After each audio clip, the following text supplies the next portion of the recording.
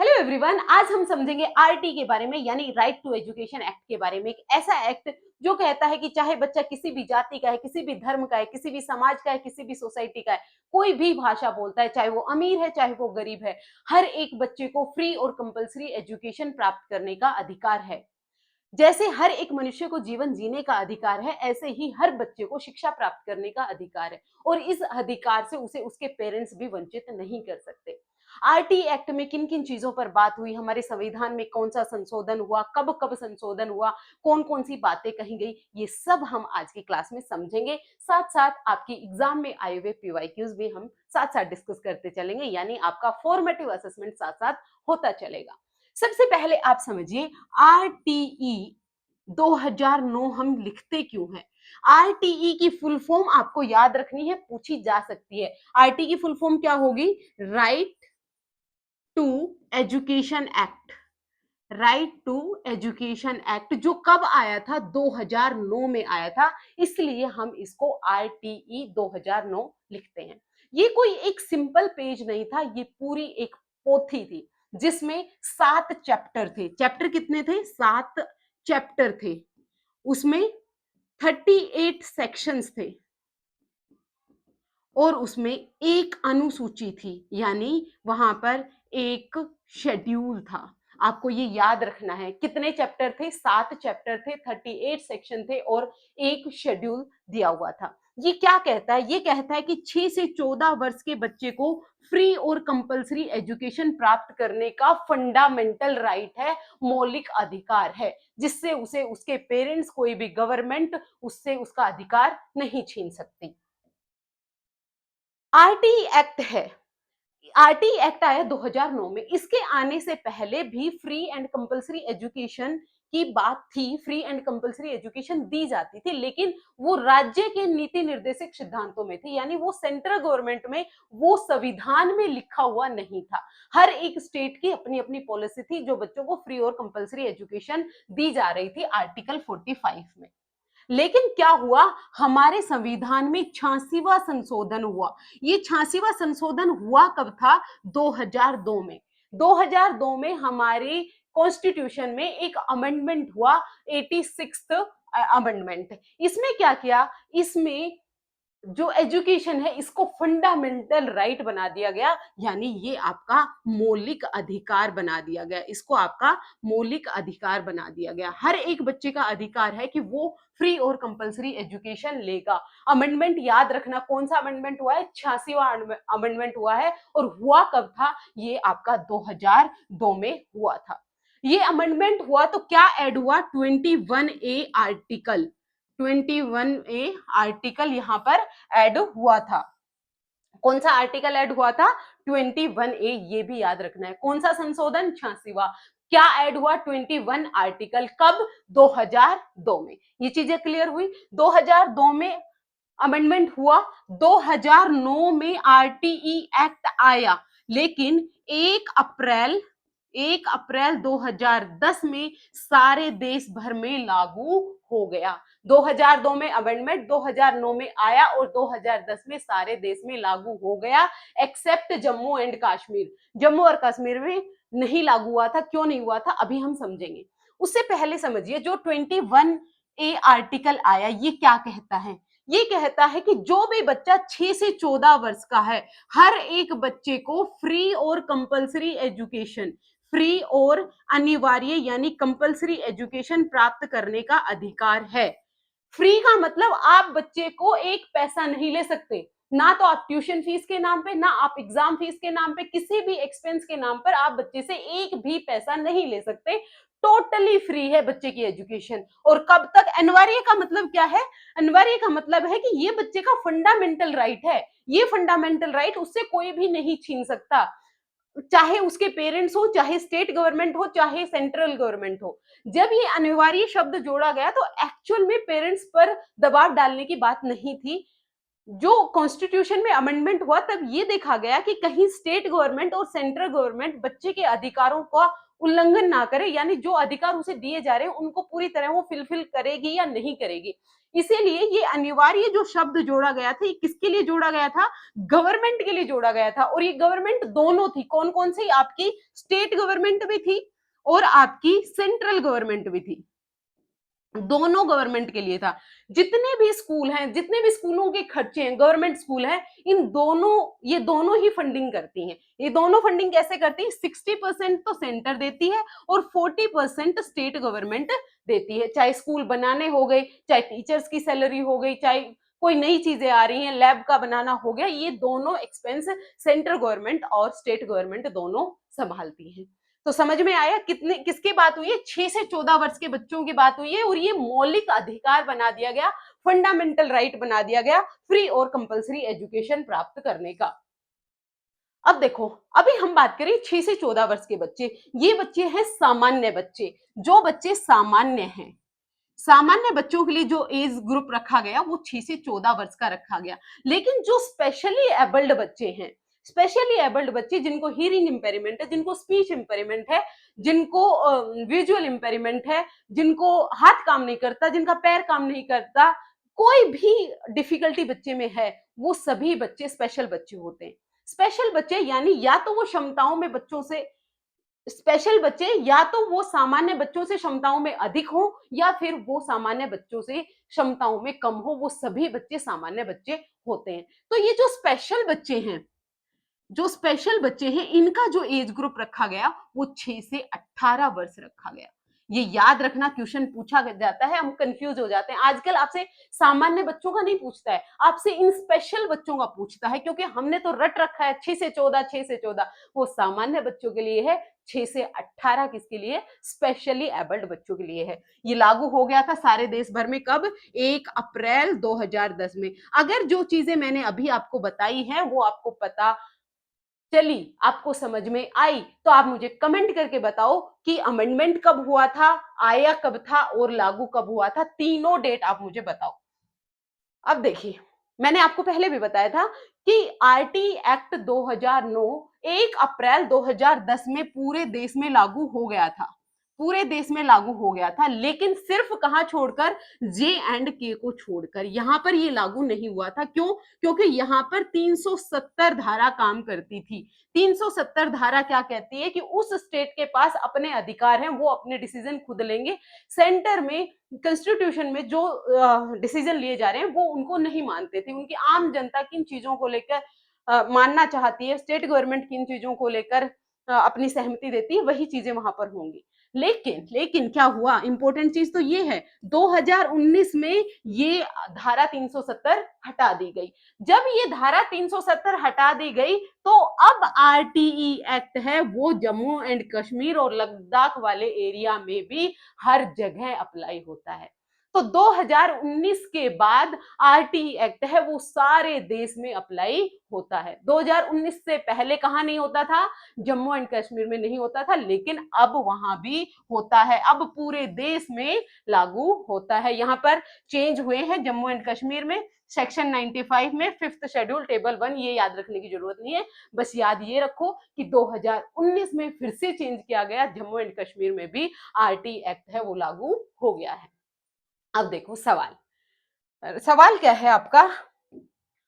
The right of children to free and compulsory education act 2009 ensure the right of the children with disability. Children with disability लिखा हो, चाहे special children लिखा हो, चाहे specially abled children लिखा हो, differently abled children रखा हो, बात सबकी एक ही है, एक की ही बात की जा रही है। कौन सी? 6 से 18 वर्ष के बच्चे। तो फिर से रिवाइज करो, सामान्य बच्चे कौन से हैं? 6 से 14 वर्ष वाले बच्चे। और स्पेशल बच्चे कौन से? 6 से 18 वर्ष वाले बच्चे। क्लियर हुई चीजें? क्लियर होंगी। आपको यहीं से सब कुछ रिवाइज भी, पढ़ना भी यही है, रिवीजन भी यही करना है, अपना असेसमेंट भी यही करके जाना है। मैंने आपको स्टार्टिंग में कहा था फॉर्मेटिव असेसमेंट होगा आपका। फॉर्मेटिव असेसमेंट क्या किसी को पता है क्या होता है? तो मुझे कमेंट करके जरूर बताना, नहीं तो मैं तो आपको बताने वाली हूं। अब देखिए, आरटी एक्ट है फ्री और कंपलसरी एजुकेशन की बात करता है। फ्री की मैं आपको बात बता चुकी हूं। फ्री का मतलब क्या है? फ्री का मतलब है कि आप बच्चे को एक पैसा भी नहीं लेंगे, यानी बच्चा गरीबी की वजह से स्कूल से वंचित नहीं रहेगा। आप बच्चे को किसी भी तरीके का एक्सपेंस नहीं लेंगे, ना तो उससे आप किसी तरह की ट्यूशन फीस लेंगे, ना उससे आप एग्जाम फीस लेंगे, कोई भी एक्सपेंस नहीं लेंगे। हालांकि आप बच्चे को प्रोवाइड करेंगे। गवर्नमेंट स्कूलों में बच्चे को बुक्स भी फ्री में दी जाती है, यूनिफॉर्म भी दी जाती है, मिड डे मील भी खिलाया जाता है, कि बच्चा सिर्फ स्कूल आए और स्कूल आकर वो सिर्फ अपनी एजुकेशन ले। कोई भी बैरियर हो, कोई भी XYZ कोई भी बैरियर हो, कोई भी बैरियर बच्चे को स्कूल आने से रोक ना पाए, ये मेन मोटो है आरटी का। तो उसके लिए आपको जो कुछ भी करना पड़े वो करो। आपको 6 से लेकर 14 वर्ष के बच्चे को फ्री और कंपलसरी एजुकेशन देनी है। और उसके लिए आपको क्या करना है, बच्चा गरीब है उसके लिए कोई फीस नहीं है, बच्चा दूर से आता है तो उसके लिए पास में स्कूल करो। बच्चे को किसी भी तरह की कोई समस्या है, यानी बच्चा हीरो है। आपको बच्चे को सिर्फ स्कूल में लेके नहीं आना है, स्कूल में लेके आना है, उसको पहली से लेकर 8वीं कक्षा तक रिटेन भी करके रखना है और उसको क्वालिटी एजुकेशन आपको देनी है। यानी आपका फीस है वो बैरियर नहीं होगा कि आप गरीब हैं तो आप एजुकेशन नहीं ले सकते, कोई भी आप पर चार्जेस नहीं होंगे। अब देखिए, जो आरटी एक्ट है वो किस तरह की बात करता है। आरटी एक्ट कहता है कि आप बच्चे को एसेस करवाओ, आप बच्चे को पहुंच करवाओ। एक बच्चा है वो पहाड़ी एरिया में रहता है, उसके आसपास कहीं स्कूल ही नहीं है। अब बच्चा स्कूल जाएगा कैसे? तो बच्चे को पढ़ाने के लिए स्कूल इस्टेब्लिश करो। और स्कूल बच्चे के आसपास एरिया में होने चाहिए। कितने आसपास एरिया में होना चाहिए मैं अभी आपको आगे आपको बताऊंगी। यानी आप बच्चों को पहुंच तो करवाओ पहले चीजों की। बच्चा जहां है उसके आसपास आप स्कूल पहुंचाओ। बच्चे को जो भी जरूरतें हैं वो सब आप बच्चों को पहुंचाओ। अगर बच्चा डिफरेंटली एबल्ड है तो उसकी नीड्स को ध्यान में रखकर आप वो चीजें करवाओ। फिर बात करते हैं इक्विटी की। देखो, दो डिफरेंट डिफरेंट चीजें होती हैं। एक तो होती है इक्विटी, यानी इसे हम कहते हैं समता, और एक होती है आपकी इक्वलिटी जिसे हम कहते हैं समानता। इन दोनों में क्या डिफरेंस किसी को पता है? नहीं पता तो मैं बताऊंगी आपको। इक्विटी का मतलब क्या होता है, और पहले आप इक्वलिटी समझो। इक्वलिटी का मतलब है दो लोग खाना खा रहे हैं, मम्मी आई दोनों को एक एक रोटी दी, फिर दोबारा एक एक रोटी दे दी। अब चाहे किसी को भूख है या नहीं है, मम्मी दोनों को बराबर खाना दे रही है, ये है इक्वलिटी। दूसरा क्या है, इक्विटी, जिसको जितनी जरूरत है आप उतना ही खाना खिलाओ। एक को एक रोटी की भूख है उसको एक खिलाओ, किसी को चार की भूख है तो उसे चार खिलाओ। ये है आपकी इक्विटी। तो आरटी एक्ट किसकी बात करता है? समता की बात करता है, ना कि समानता की। तो जो आपका रिजर्वेशन सिस्टम है वो इक्विटी पर बेस्ड है या इक्वलिटी पर बेस्ड है, ये आप मुझे कमेंट करके बताओ। फिर ये बात करते हैं समावेशन की, यानी इंक्लूजन की। समावेशन का मतलब क्या है? बच्चा किसी भी जाति का है, किसी भी धर्म का है, किसी भी समाज का है, किसी भी सोसाइटी का है, कोई भी भाषा बोलता है, चाहे वो अमीर है चाहे वो गरीब है, हर एक बच्चे को आप किसी भी रंग रूप के भेद के आधार पर उसको डिस्क्रिमिनेट नहीं कर सकते। हर एक बच्चा सेम क्लासरूम में ही पढ़ेगा, हर एक बच्चे की सेम क्लासरूम होगी। अब आपको देखना है कि एक क्लास में 30 बच्चों को बिठाकर, जहां पर 30 के 30 बच्चे एक दूसरे से डिफरेंट हैं, उनकी नीड्स को आप कैसे कैटर करेंगे? यानी बच्चा चेंज नहीं होगा, चेंज सिस्टम को होना पड़ेगा, चेंज स्कूल को होना पड़ेगा, चेंज टीचर को होना पड़ेगा। बच्चा तो अपने आप में यूनिक है, बच्चे में कुछ भी चेंज नहीं हो सकता। हर एक बच्चे का आपने समावेशन करना है, किसी भी आधार पर आप डिस्क्रिमिनेट नहीं कर सकते, किसी भी आधार पर, ध्यान रखना। फिर उसके बाद आता है क्वालिटी एजुकेशन देनी है। ऐसा नहीं है कि सिर्फ आपने बच्चों को स्कूल में लाया, एडमिशन करवा दिया, पेपर वर्क कंप्लीट हुआ और खत्म हो गया। या फिर बच्चे स्कूल आ भी रहे हैं तो टीचर नहीं है, बच्चों को सीखने के लिए साइंस लैब चाहिए तो साइंस लैब नहीं है, मैथ के लिए मैथ लैब नहीं है। ये कह रहे हैं कि बच्चे को एजुकेशन, आपको क्वालिटी एजुकेशन देनी है, ताकि बच्चा वो चीजें सीख पाए जिससे वो अपनी डेली लाइफ के प्रॉब्लम सोल्व कर पाए। बच्चे को आप एक गुणात्मक शिक्षा दो। मतलब क्वालिटी एजुकेशन वो एजुकेशन है जहां पर बच्चा सिर्फ मात्रा नहीं सीख रहा है, सिर्फ वो क्लास में नहीं बढ़ रहा है, उसमें वैल्यूज भी डेवलप हो रही है, उसमें मॉरल वैल्यूज भी डेवलप हो रही है, उसमें सोशल वैल्यूज भी डेवलप हो रही है। क्वालिटी एजुकेशन आपको बच्चे को देनी है, ये चारों चीजें आपको याद रखनी है। एक्सेस करना है, इक्विटी बेस्ड है, इंक्लूजन है, और चौथा क्या है ये आप मुझे कमेंट करके बताओ। अब देखो, एज की बात हम कर चुके हैं, फिर से आप रिवाइज कर लो। आरटी एक्ट में एज है वो कितनी है? 6 से 14 वर्ष है। किसकी? सामान्य बच्चों की। सामान्य बच्चों की 6 से 14 वर्ष। मैंने चीजें रिपीट की हैं ताकि आप यहीं से सारी चीजें क्लियर करके जाओ, कोई भी डाउट आपके माइंड में ना रहे। 6 से 14 सामान्य बच्चे, 6 से 18 स्पेशली एबल्ड बच्चे। अब मेरा सवाल यहां से एक है, आप बताओ मुझे, एक बच्चा है 8 साल का, तो 8 साल का बच्चा पहले कभी भी स्कूल गया नहीं, 8 साल की उम्र में ही वो पहली बार स्कूल आया है, तो उस बच्चे को आप कौन सी क्लास में बिठाएंगे? आप मुझे इस बात का जवाब दो, कमेंट करके जरूर बताना, मैं जरूर देखने वाली हूं। आगे तो मैं एक्सप्लेन कर ही दूंगी। अब देखो, एक बच्चा पहली क्लास में जब आता है, फर्स्ट क्लास में आता है, तो फर्स्ट क्लास के लिए प्रोविजन है कि जो बच्चा 6 साल का है, यानी जो बच्चा 6 साल में एंट्री कर चुका है, उस बच्चे को आप फर्स्ट क्लास में लेके जाओ। इसके पीछे भी बहुत सारे कारण हैं। फर्स्ट क्लास में जब बच्चा आएगा तो उसको पेन पकड़ा देंगे, आप पेंसिल पकड़ा देंगे तो उससे बच्चा लिखेगा। अभी बच्चे का कोग्निटिव, ये जो आपका फाइन मोटर डेवलपमेंट है, वो उतना नहीं हुआ है कि बच्चा पेंसिल पकड़ पाए, पेंसिल को होल्ड ही नहीं कर पाएगा ना। बच्चे का अभी इतना कोग्निटिव डेवलपमेंट हुआ है कि वो चीजों को बहुत जल्दी जल्दी ग्रैप्स कर पाए। इसीलिए 6 साल का बच्चा फर्स्ट क्लास में आएगा। तो इसी तरीके से जब पूरा पूरा होते होते 8th क्लास तक बच्चा 13 साल का पूरा होकर 14वीं साल में एंट्री कर जाएगा, जब बच्चा 8th क्लास में होगा। ये आपकी हर क्लास वाइज इसकी एज है। अब देखिए, एजुके आरटीई कहता है कि एजुकेशन है वो कोई दया नहीं है कि मैं आप पर दया दिखाकर आपको गवर्नमेंट स्कूल में ले जाकर एडमिशन करवा दूं और आपकी पढ़ाई, ये मेरी दया नहीं है। ये हर एक बच्चे का मौलिक अधिकार है। कौन सा अधिकार है? हर एक बच्चे का मौलिक अधिकार है, उसका फंडामेंटल राइट है। वो चाहे जिस स्कूल में जाकर भी पढ़ाई कर सकता है, जो उसको पसंद है वो उस स्कूल में जाकर पढ़ाई कर सकता है। मैडम आप ये क्या कह रहे हो? क्या बच्चा प्राइवेट स्कूल में भी जाकर पढ़ाई कर सकता है बिना फीस दिए? सोचो, क्या एक गरीब बच्चा प्राइवेट स्कूल में पढ़ सकता है? जिनकी फीस 1-1 लाख रुपए होती है, उसमें पढ़ सकता है? कैसी बात कर रही हो मैडम? बच्चा 1 लाख की फीस कैसे देगा? कैसे देगा वो मैं अभी बताऊंगी आपको। हर बच्चा स्कूल जा सकता है। प्राइवेट स्कूल में क्या है, 25% सीट्स का रिजर्वेशन है। कैसा रिजर्वेशन है ये मैं अभी आपको बताऊंगी। एडमिशन है वो आपका डिनाय कभी भी नहीं हो सकता किसी भी आधार पर। चाहे आप लेट एडमिशन ले रहे हैं, चाहे आपकी उम्र निकल गई है तब आप एडमिशन लेने जा रहे हैं, आपको कभी कोई मना नहीं कर सकता। जब आपका मन करे, जब आप एडमिशन लेने जाओ। क्वेश्चन देखो, according to RT act, according to RT act 2009, no school to be established without obtaining certificate of.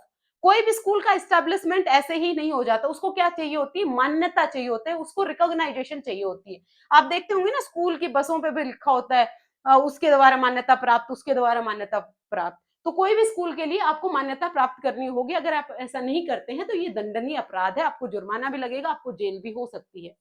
No denial of admission, देखो इसको समझो। अभी जो मैंने आपसे पीछे सवाल किया था कि क्या एक 8 साल का बच्चा जब पहली बार स्कूल आया है, तो 8 साल का बच्चा जब पहली बार स्कूल आया है तो उसे फर्स्ट क्लास में भेजेंगे या फिर आप थर्ड क्लास में भेजेंगे? जो भी बच्चा जिस भी उम्र का है उसको उसकी उम्र के अप्रोप्रिएट क्लास में ही आप एडमिशन करवाएंगे। क्या बोला मैंने? कि ये जो 8 साल का बच्चा है ये सीधा थर्ड क्लास में जाएगा, फर्स्ट क्लास में ये जाएगा ही नहीं। तो मैडम ये फर्स्ट क्लास में और सेकंड क्लास में जो ये सीखता, वो गैप कैसे फिल करेगा? वो गैप फिल करवाओगे आप, जो आप टीचर बनने वाले हो।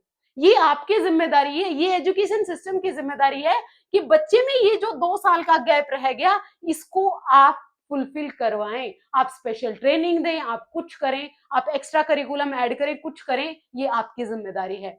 यहां पर अगर बच्चे के पास कोई एज प्रूफ भी नहीं है, बच्चे के पास आधार कार्ड भी नहीं है, बच्चे के पास राशन कार्ड भी नहीं है, बच्चे के पास कुछ नहीं है, तो भी आप बच्चे के एडमिशन से मना नहीं कर सकते कि आपके पास एज प्रूफ नहीं है तो मैं एडमिशन कैसे करूं। जो बच्चे की माँ ने बोल दिया कि मेरा बच्चा इतने साल का है तो आपको उसी के आधार पर उनका एडमिशन करना पड़ेगा।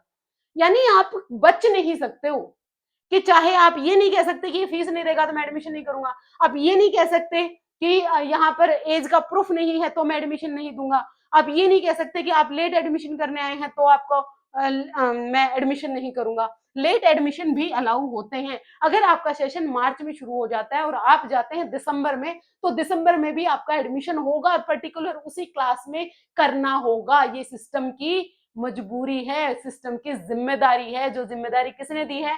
आरटीई एक्ट ने दी है। देखिए ये जो आरटीई एक्ट है ना, मुझे पर्सनली क्या लगता है, ये हर एक इंसान को पता होना चाहिए। हमें अपने अधिकारों के बारे में पता ही नहीं होता है, इसलिए हम इधर-उधर परेशान हो रहे होते हैं। हमें अपने हर एक अधिकार के बारे में पता होना चाहिए। तो आरटीई एक्ट है, ये आपको इतनी सारी छूट दे रहा है, आपके लिए इतना बढ़िया बनाया गया है, लेकिन ग्राउंड लेवल पर क्या ये काम कर रहा है, ये सोचने वाली बात है। चाइल्ड है वो फर्स्ट अप्रोच होनी चाहिए, यानी हीरो कौन है? यहाँ पर हीरो है चाइल्ड। बच्चे की मर्ज़ी चलेगी, बच्चा यहाँ पर हीरो है, आप नहीं हैं। एज एप्रोप्रिएट एडमिशन होगा। 8 साल का बच्चा है, वो आपका थर्ड क्लास में जाएगा। ऐसा नहीं है कि आप उसे फर्स्ट क्लास में डाल दें या आप उसे सेकंड क्लास में डाल दें। उसका गैप को पूरा करने के लिए आप क्या करेंगे, आप स्पेशल ट्रेनिंग देंगे, आप बच्चे को एक्स्ट्रा करिकुलम ऐड करवाएं, जो भी आपको सपोर्ट चाहिए आप वो दो, लेकिन बच्चे को आप एज एप्रोप्रिएट एडमिशन ही देंगे। अब टीचर के लिए रोल आता है कि टीचर एक हफ्ते में कितना काम करेगा। एक टीचर एक वीक में एक टीचर 1 वीक में कितना काम करेगा? 45 घंटे काम करेगा। कितना? 45 घंटे काम करेगा। इसमें इसका प्रिपरेशन का टाइम भी है, यानी इसके जो तैयारी वाले घंटे हैं, वो भी इन्हीं 45 घंटों में हैं। कोई टीचर कितना भी बड़ा है, उसको तैयारी करने की ज़रूरत पड़ती है, और अगर कोई टीचर तैयारी नहीं करता है, तो वो कुछ दिनों तक ही अच्छा टीचर रह पाता है। तो अच्छा टीचर बने रहने के लिए क्या करनी पड़ेगी आपको? प्रिपरेशन करनी पड़ेगी। तो जो भी गवर्नमेंट टीचर्स हैं, उनको 45 घंटे 1 वीक में काम करना पड़ेगा। अब उसके लिए वो अपना प्रिपरेशन का टाइम कितना निकालते हैं वो इम्पोर्टेंट है, और ये आरटी में क्वेश्चन पूछा गया है, रीट में क्वेश्चन पूछा गया है, एस्टेट में भी क्वेश्चन पूछा गया था। तो ध्यान रखना टीचर के लिए कितने घंटे हैं, 45 घंटे होते हैं। अब देखिए आपने कहा कि हर एक बच्चे का इंक्लूजन करना है, यानी चाहे बच्चा किसी भी जाति का है, किसी भी धर्म का है, किसी भी रंग का है, किसी भी रूप का है, चाहे वो वीकली जो ये ईडब्ल्यूएस वाले बच्चे हैं, पिछड़े वर्ग के बच्चे हैं, चाहे वो डिसेबल्ड बच्चे हैं, सबको आप ले तो आए एक साथ, लेकिन उनके लिए आपको चीजें देखने भी तो पड़ेंगी कि एक डिसेबल्ड बच्चा है, ये आएगा कैसे? तो इस बच्चे के लिए आपको रैंप बनवाने पड़ेंगे।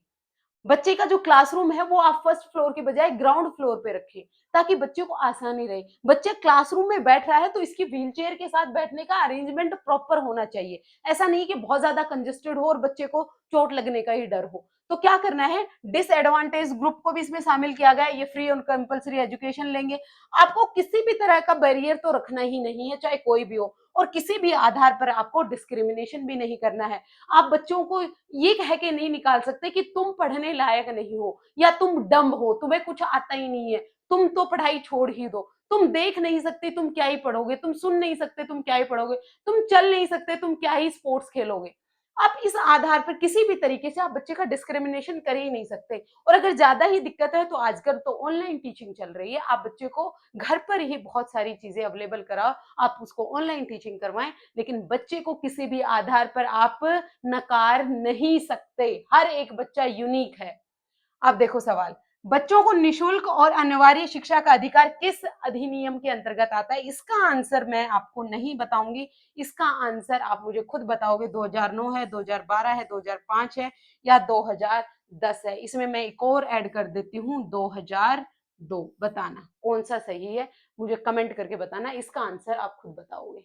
अब देखो, मैंने पीछे सवाल किया था कि क्या एक बच्चा प्राइवेट स्कूल में भी जाकर फ्री में पढ़ सकता है? हाँ, बिल्कुल पढ़ सकता है। बच्चा अपने आसपास के किसी भी स्कूल में जाकर पढ़ सकता है। गरीब बच्चा अगर फीस नहीं दे सकता, तो गवर्नमेंट ने 25% का रिजर्वेशन किया है। क्या किया है? 25% का रिजर्वेशन किया है। अगर स्कूल में 100 बच्चे हैं तो 25% बच्चे कौन से होंगे? वीकर सेक्शन वाले और डिसएडवांटेज्ड ग्रुप वाले बच्चे होंगे। यानी एक गरीब का बच्चा भी जाकर प्राइवेट स्कूल में पढ़ सकता है। इससे रिलेटेड एक मूवी और आई थी, किस किस ने देखी है उसका कमेंट करके मुझे बताना, कौन सी मूवी थी वो, कि वहां पर जो डिसएडवांटेज्ड ग्रुप के बच्चे हैं वो भी जाकर अपनी पढ़ाई कर सकते हैं। तो यानी रिजर्वेशन कितना है? 25% रिजर्वेशन है। अच्छा, ये 25% रिजर्वेशन है, तो इसका खर्चा उठाता कौन है? इसका खर्चा उठाएगी कौन? गवर्नमेंट। और कौन सी गवर्नमेंट? आपकी स्टेट गवर्नमेंट खर्चा उठाएगी बच्चे की फीस का। बच्चा जाए वहां पर जाकर पढ़े, और उसकी फीस का खर्चा कौन उठा लेगी? आपकी स्टेट गवर्नमेंट उसका खर्चा उठा लेगी। अब देखिए, no physical punishment, no mental harassment. आप बच्चे को किसी भी तरीके से हरास नहीं कर सकते हैं। मारना तो बहुत दूर की बात, आप बच्चे को कुछ कह भी नहीं सकते जिससे बच्चे को बुरा लग जाए, जिससे बच्चे की डिग्निटी पे बात आ जाए। डिग्निटी का बात का मतलब क्या है? बच्चा क्लासरूम में पढ़ रहा है, बच्चे ने एक सवाल किया, बच्चे ने सवाल पूछा तो टीचर ने उसे डांट दिया, तुझे कुछ ज्यादा आता है, सारे दिन सवाल पूछता रहता है, चुपचाप बैठ जा। यही बच्चे की डिग्निटी पे बात आ जाती है। बच्चा अगर आपसे बात कर रहा है, इंटरेक्शन कर रहा है, तो आप इस तरीके से बात करो कि बच्चे की रिस्पेक्ट बनी रहे। 4 लोग बच्चे पे हँसे ना, ये आपको ध्यान रखना है एज़ ए टीचर। आप बनने वाले टीचर हैं, फ्यूचर टीचर हैं, तो आपको इन चीज़ों का ध्यान रखना है। इसीलिए आपको ये सब चीज़ें पढ़ाई जा रही हैं। इन चीज़ों को आप अपनी लाइफ में उतारो। आपको किसी भी आधार पर आप बच्चे को आप कोई दंड नहीं देंगे। बच्चा होमवर्क कर रहा है, नहीं कर रहा है, बच्चा शैतानी कर रहा है, तो आप उसको दंड नहीं देंगे, पनिशमेंट नहीं देंगे। आप उसको क्या कर सकते हैं? आप अगर उसको पनिशमेंट देंगे तो वो भी आप पॉजिटिव तरीके से ही देंगे। कैसे देंगे पॉजिटिव तरीके से? आप बच्चे को एक्स्ट्रा होमवर्क दे दो, जिससे बच्चा जो शरारत करने में जो एनर्जी लगा रहा था, अब वो एक्स्ट्रा होमवर्क करने में लगा हुआ है। तो ये एक तरीका है कि आप किसी भी सिचुएशन के साथ डील करें। आप बच्चे को डायरेक्ट आप उसको पनिशमेंट नहीं करेंगे। बच्चे को आप फ़ियर फ्री क्लासरूम दो। बच्चे को फ़ियर फ्री क्लासरूम देने का मतलब क्या है कि जब बच्चा क्लास में आए ना, तो बच्चे को ये लगे कि आज मज़ा आएगा। बच्चे को ये डर ना लगे कि आज मैं जाऊँगा तो मेरी मैडम मुझसे वो सवाल पूछेगी, वो मुझे नहीं आता और मुझे मार पड़ेगी। अगर बच्चे में पहले से ये दिमाग में ये डर बसा हुआ है, तो बच्चा पढ़ पाएगा ही नहीं। आपको बच्चे को एक फ़ियर फ्री एनवायरनमेंट देना है। बेटा तू पढ़ रहा है तो भी ठीक है, नहीं पढ़ रहा तो भी ठीक है, नहीं पढ़ रहा तो हम तुझे पढ़ाएँगे। ये टीचर को अपने आप में चेंज करने की ज़रूरत है, बच्चे में कहीं भी चेंज की पॉसिबिलिटी है ही नहीं, क्योंकि हर एक बच्चे का लर्निंग स्टाइल अलग है। हर एक बच्चे का लर्निंग का जो स्टाइल है वो अलग है। हर एक बच्चे का लर्निंग का पेस है वो अलग है। क्यों? क्योंकि बच्चों में तो इंडिविजुअल डिफरेंसेस पाए जाते हैं। क्या पाए जाते हैं? इंडिविजुअल डिफरेंसेस पाए जाते हैं, व्यक्तिगत विभिन्नताएँ पाई जाती हैं। हर एक बच्चा एक दूसरे से डिफरेंट होता है। क्यों? क्योंकि बच्चों में हेरिडिटी और एनवायरनमेंट अलग होते हैं। हर एक बच्चे की हेरिडिटी अलग है, हर एक बच्चे का एनवायरनमेंट अलग है। इसीलिए हर एक बच्चा अपने आप में यूनिक होता है। हर एक बच्चे का सीखने का तरीका अलग है। तो आप हर एक बच्चे को उसके तरीके से सिखाएँगे, ना कि आप उसे पनिशमेंट करके या मेंटल हराश करके। आप एक रिस्पेक्टफुल एनवायरनमेंट बच्चे को देंगे, बच्चे की डिग्निटी का आपको ध्यान रखना ही रखना है।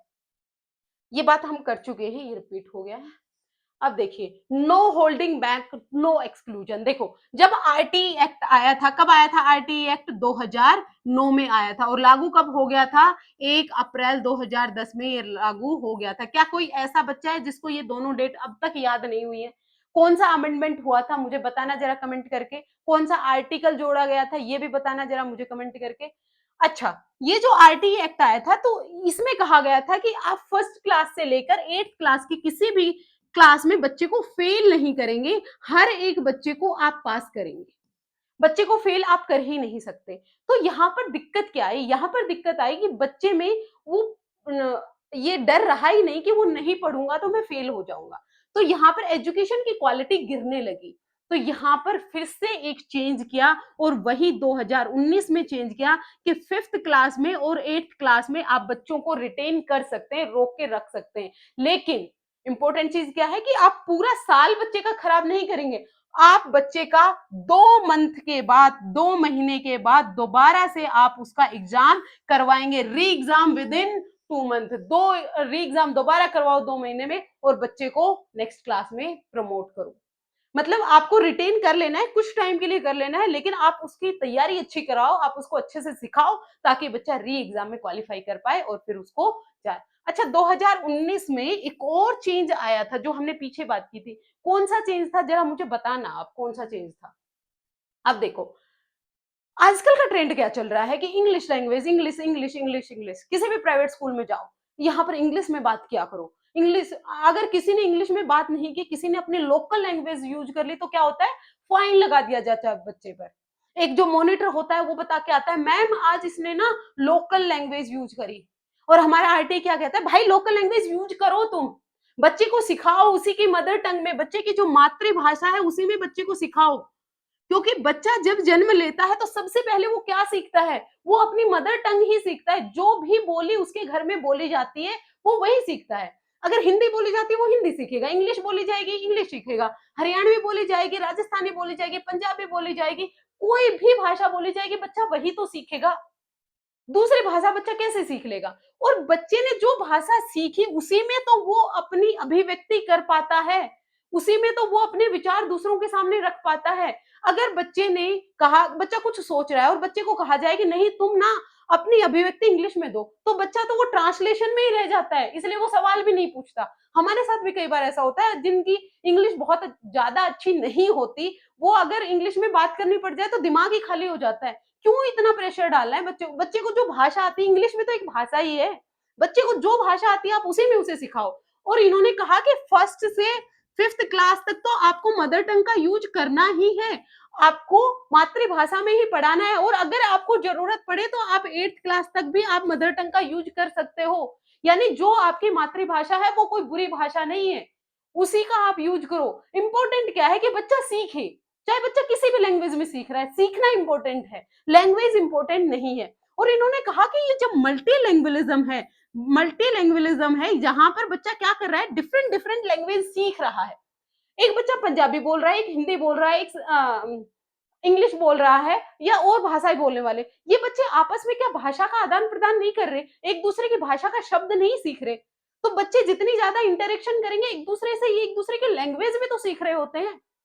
तो एक दूसरे की लैंग्वेज सीखना तो ये तो अच्छी बात है। आप सिर्फ एक मीडियम कर दें इंस्ट्रक्शन का कि इंग्लिश में करना है, तो बच्चा दूसरी भाषा सीख कब पाएगा? नहीं पाएगा। इसीलिए मदर टंग को इंपॉर्टेंस दी है। मदर टंग का आप यूज करो। अगेन फिर से आपको फियर फ्री एनवायरनमेंट देना है, बच्चा फ्री रहे। तुझे जिस भी भाषा में अपना अभिव्यक्ति करनी है, जिस भी भाषा में अपनी प्रॉब्लम रखनी है, तू उसी भाषा में अपनी प्रॉब्लम रख। तुझे भाषा बैरियर नहीं होना चाहिए। अगेन वही चीज आ गई कि बैरियर कुछ भी नहीं होना चाहिए, चाहे वो भाषा है, चाहे वो गरीबी है, चाहे वो लेट एडमिशन है, चाहे वो कोई भी है। अगर माता पिता का ट्रांसफर हो जाता है, बच्चा एक जगह से दूसरी जगह पे जा रहा है, तो उसको टीसी का भी वेट नहीं करना। दूसरा स्कूल बिना टीसी लिए भी बच्चे को एडमिशन कराएगा और उसको एजुकेशन देगा। ये आरटीई ने हमें अधिकार दिए हैं जो हमें नहीं पता होते, ये पता होना बहुत जरूरी है। आप स्ट्रेस फ्री लर्निंग करवाओ, बच्चा जितना फ्री होगा, जितनी वो अपना एक्सप्रेशन कर पाएगा, उतना ही अच्छा सीखेगा। सॉरी, अभिव्यक्ति का अवसर दो, तभी आप बच्चे का ओवरऑल डेवलपमेंट कर पाओगे। अब देखो क्वेश्चन फिर से आ गया है, RTE act 2009 direct working hours. इसका आंसर भी मैं आपको नहीं बताऊंगी, इसका आंसर भी आप मुझे कमेंट करके बताओगे। अब देखो, पड़ोस का विद्यालय, हम बात कर रहे थे कि बच्चे को एजुकेशन देनी है, तो सबसे पहले आप बच्चे को एजुकेशन तक पहुंचाएं। एजुकेशन तक पहुंचाने के लिए आपको क्या करना पड़ेगा? पड़ोस में विद्यालय देना पड़ेगा। अगर बच्चे के आसपास स्कूल ही नहीं है, विद्यालय ही नहीं है, तो बच्चा पढ़ेगा कैसे? अब ये विद्यालय कितना आसपास होना चाहिए? अगर मैं बात करूं पहली से पांचवी तक की, तो जो ये विद्यालय होना चाहिए, ये आपका 1 किलोमीटर के अंदर ही होना चाहिए। और अगर मैं बात करूं पांचवी से आठवीं तक का, तो ये जो विद्यालय है आपका 3 किलोमीटर के अंदर होना चाहिए। और ये रिस्पॉन्सिबिलिटी किसकी है? ये केंद्र सरकार की और स्टेट गवर्नमेंट की ये रिस्पॉन्सिबिलिटी है कि हर एक बच्चे को इस एरिया में वो स्कूल प्रोवाइड करवाएं, चाहे बच्चे की स्ट्रेंथ कितनी है। अभी ऐसा नहीं है कि एक स्कूल स्टैब्लिश करने के लिए कम से कम 10 बच्चे होने चाहिए, 100 बच्चे होने चाहिए, तब हम नहीं, हर एक बच्चे को आपको एजुकेशन देनी है, तो उसके लिए आपको अपने आप को मोल्ड करना पड़ेगा। जिस भी आधार पर आप कर सकते हो करना पड़ेगा। अब बहुत सारे गवर्नमेंट स्कूल्स को बंद किया गया, वहां पर क्या किया जा रहा है? गवर्नमेंट स्कूल को, क्योंकि वहां पर बच्चे नहीं आ रहे। बच्चे क्यों नहीं आ रहे हैं, उस पर काम करो ना। स्कूल बंद करने से क्या हो जाएगा? स्कूल बंद करने से क्या बच्चे आ जाएंगे?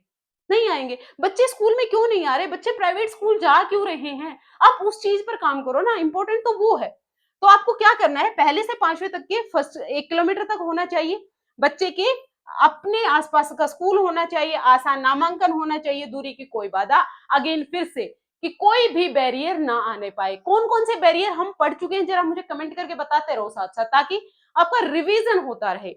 अब आप बच्चे का जो असेसमेंट करेंगे वो सीसीई असेसमेंट होगा, इंपॉर्टेंट है, ध्यान से समझ लीजिए।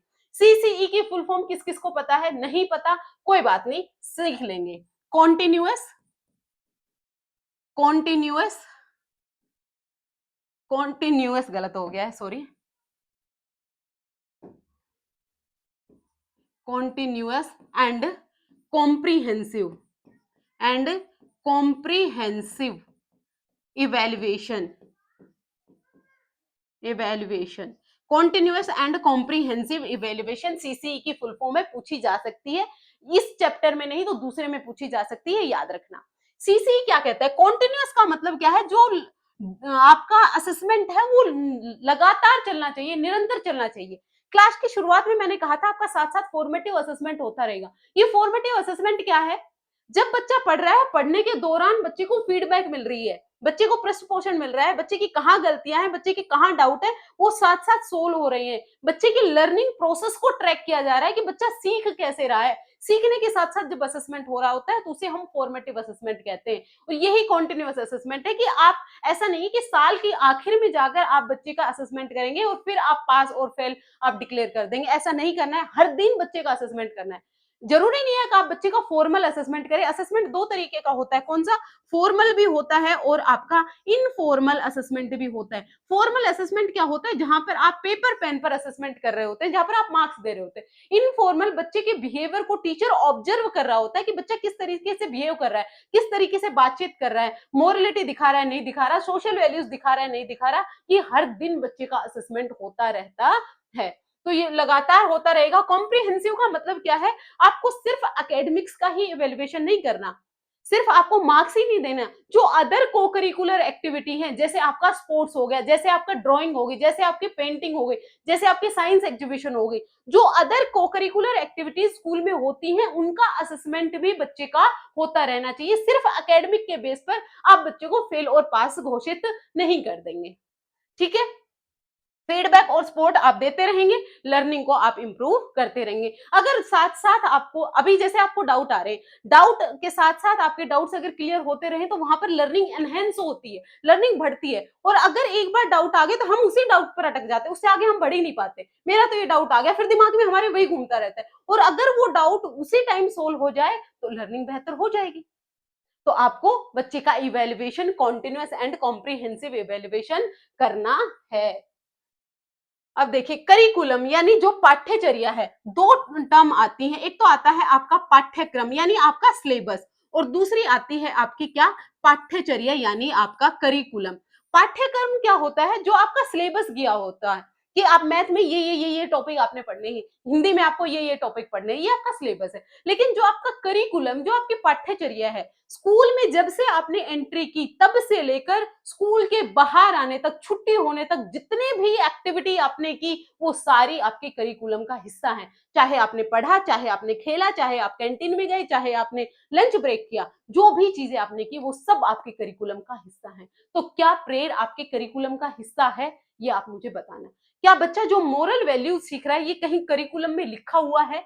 ये आप मुझे बताना। अगर डाउट आएंगे तो हम जब करिकुलम पढ़ेंगे तो बहुत डिटेल में इसे समझेंगे। मैं बता दूं, प्रेयर भी आपके करिकुलम का हिस्सा ही है। और करिकुलम में हर चीज लिखी हुई नहीं होती, हिडन करिकुलम भी होता है, जहां पर नैतिक वैल्यू कहीं भी रिटन फॉर्म में नहीं होती। हिडन करिकुलम जहां पर चीजें रिटन फॉर्म में नहीं होती, लेकिन वह हम इनडायरेक्टली सीख रहे होते हैं। किसी भी टीचर की एक पर्सनैलिटी को हम कॉपी करने लग जाते हैं, जो हमें फेवरेट टीचर होता है। ये क्या है? ये हिडन करिकुलम है। हम ऑनेस्टी सीख रहे हैं, हम डिसिप्लिन सीख रहे हैं, ये कहीं रिटन फॉर्म में थोड़े है, लेकिन हम सीख रहे हैं। ये हिडन करिकुलम होता है। जो आप बच्चे को लर्निंग करवाएंगे वो एक्टिविटी बेस्ड होनी चाहिए, यानी बच्चा करके सीखे। और एक्टिविटी बेस्ड है यानी ये कौन सी? संरचनावाद से प्रभावित है। कंस्ट्रक्टिविस्ट कहते हैं ना कि बच्चा अपने ज्ञान का निर्माण खुद कर लेगा जब वो अपने इन्वायरमेंट के साथ इंटरेक्ट करेगा, जब वो एक्टिविटी करेगा, जब वो उसके हैंड्स ऑन एक्सपीरियंस बनेंगे, जब उसके अनुभव बनेंगे, तो उसकी लर्निंग अपने आप एनहेंस हो जाएगी। बच्चा क्या करेगा? एक्सप्लोर करेगा। क्या करेगा? बच्चा एक्सप्लोरेशन करेगा। एक्सप्लोरेशन का मतलब क्या है? बच्चा खिलौने को तोड़ के देख रहा है, बच्चा एक्सपेरिमेंट कर रहा है, एक्सप्लोर कर रहा है चीजों को, ये ऐसे क्यों हो रही है, वैसे क्यों हो रही है। यहाँ पर बच्चा एक्टिविटी कर रहा है। ये क्या है? ये सब बच्चे का आपको ओवरऑल डेवलपमेंट करवाना है। सिर्फ आपको बच्चा स्कूल आ रहा है तो इसका मतलब ये नहीं है कि सिर्फ आपको बच्चे का कोग्निटिव डेवलपमेंट करवाना है, संज्ञानात्मक डेवलपमेंट। कोग्निटिव डेवलपमेंट का मतलब आपका संज्ञानात्मक डेवलप, जहां आप बच्चे की सोच को, थिंकिंग को, लॉजिक को, प्रॉब्लम सॉल्विंग एबिलिटी को एनहेंस कर रहे होते हैं। सिर्फ वही मतलब नहीं है, आपको बच्चे का ओवरऑल डेवलपमेंट करना है। अच्छा, ओवरऑल डेवलपमेंट का मतलब क्या है? आपको बच्चे का कहां कहां से डेवलपमेंट करना है, कौन कौन से एरिया में। चलो मैं आपको फटाफट रिवाइज करवा देती हूँ। आपको बच्चे का फिजिकल डेवलपमेंट भी करना है, यानी आपको बच्चे का शारीरिक विकास भी करना है, आप बच्चे को स्पोर्ट्स खिलाने लेके जाओ, इसीलिए हर दिन एक गेम का पीरियड होता है ताकि बच्चे का फिजिकल डेवलपमेंट हो पाए। उसके बाद आप कोग्निटिव डेवलपमेंट तो आप करते ही हैं। कोग्निटिव डेवलपमेंट जहां पर आप बच्चे को सोचना, समझना, लॉजिक करना, प्रॉब्लम सॉल्विंग सिखा रहे थे, कोग्निटिव डेवलपमेंट। उसके बाद बच्चे का सोशल डेवलपमेंट भी करना है। सोशल डेवलपमेंट बच्चे का सबसे ज्यादा प्लेग्राउंड में होता है जब वो अपने फ्रेंड्स के साथ खेल रहा होता है, तो वहां पर बच्चे में कॉपरेशन डेवलप होता है, बच्चे में फ्रेंडशिप डेवलप होती है, बच्चे एक दूसरे का सहयोग करते हैं, एम्पैथी डेवलप होती है, सिंपैथी डेवलप होती है। उसके अलावा आपको बच्चे का मोरल डेवलपमेंट भी करना है, क्या सही है क्या गलत है, झूठ बोलना गलत है, सच बोलना सही है, हमें किसी को धोखा नहीं देना चाहिए, जो भी चीजें हैं मोरलिटी सही और गलत बच्चा सीख रहा है। उसके अलावा बच्चा क्या सीख रहा है, बच्चा भाषा सीख रहा है, बच्चा लैंग्वेज सीख रहा है। उसके अलावा बच्चे का इमोशनल डेवलपमेंट हो रहा है, बच्चे के जो फ्रेंड्स हैं वो कैसे हैं, वो बच्चे की टांग तो नहीं खींचते हैं, वो बच्चे को चिढ़ाते तो नहीं है, वो उसकी लेग पुलिंग तो नहीं करते हैं, उसको एनवायरमेंट कैसा मिल रहा है, उसके दोस्त कैसे हैं, वो बच्चे के इमोशनल डेवलपमेंट को प्रभावित करते हैं। तो ये 6 के 6 टाइप के डेवलपमेंट को आपको डेवलप करना है, हर एक टाइप के डेवलपमेंट का ध्यान रखना है। स्कूल आने का मतलब सिर्फ और सिर्फ बच्चे के संज्ञान के विकास नहीं होता, हर टाइप का डेवलपमेंट होता है। देखिए क्वेश्चन, देखिए क्वेश्चन क्या कहता है, as per RT as per right to education act 2009 elementary education mean, elementary education का मतलब क्या है, हम कितनी बार कर चुके हैं बताओ। आरटीई एक्ट क्या कह रहा है, आरटीई सॉरी, हमारा आरटीई एक्ट कब आया, 2009 में आया। क्या कह रहा है, 6 से 14 साल के बच्चे, 6 से 18 साल के बच्चे, फर्स्ट क्लास से लेकर 8th क्लास के बच्चे, यही तो पढ़ा है। फर्स्ट क्लास से लेके 8th क्लास को ही हम एलिमेंट्री एजुकेशन कहते हैं, तो फर्स्ट से 8th क्लास ये आपका आंसर हो जाएगा। अब देखिए टीचर्स को आप कहां कहां ड्यूटी लगा सकते हैं।